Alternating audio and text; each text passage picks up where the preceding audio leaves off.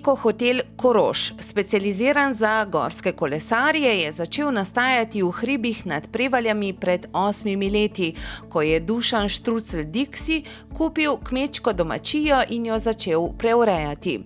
Danes gosti gorske kolesarje z vseh celin, med drugim iz Izraela, ZDA, Kanade, Velike Britanije.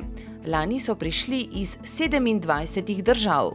Ja, ker imamo večino gostov je iz tujine, iz različnih držav, iz celega sveta, se nam te devizni tečaji poznajo na število gostov iz posameznih držav, ki pač, če je evro zelo močen, je gostov recimo iz dolarskega področja ali pa z področja funta so da nekaj manj.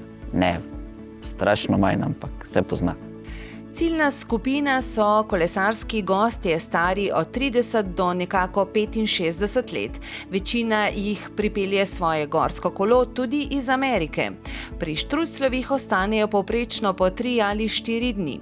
V tem času opravijo ture po okolici, pogosto do Drave ali Logarske doline in tudi drugje po Sloveniji, na primer v Posočju. Štrucljevi pa odpeljejo goste tudi na 12-kilometrsko stezo za kolesarski spust po avstrijski strani Pece. Nekateri gostje pridejo v skupinah prek agencij, specializiranih za gorsko-kolesarski turizem, nekateri pa v lastni režiji, posamezno ali v parih. Gostili so tudi že pare na kolesarskem poročnem potovanju.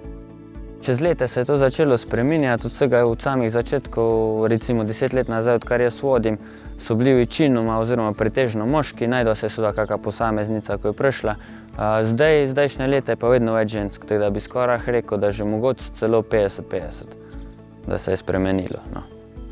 Štrucljevi vlagajo v hoteli in tudi v urejanje gorsko-kolesarskih poti v okolici hotela. Pri tem sodelujejo s sosednjimi kmetijami, skupaj so uredili za okoli 15 km stez. Imajo tudi certifikat za pridelavo ekološke hrane. V hotelu so zaposleni 3, sin Anej kolesari z gosti kot vodnik. Ponudba kolesarskega hotela Štrucljevih je povsem primerljiva z avstrijskimi hoteli za gorske kolesarje najvišjega standarda.